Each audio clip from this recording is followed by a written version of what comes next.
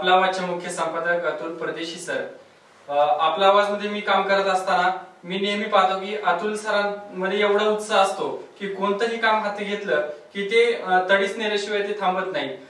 मी आपला आवाजचे व्यवस्थापक सुजित सर्जिने सर यांच्याशी मी नेहमी चर्चा करत असतो की राव सरांकडे एवढी ऊर्जा येते कुठून, की नेहमी पाहिलं की ते नेहमी हसतमुख असतात आणि नेहमी ऊर्जा भरलेल्या अवस्थेत ते आम्हाला पाहायला मिळतात आणि त्यांच्याकडे पाहून आम्ही अचंबित होत असतो।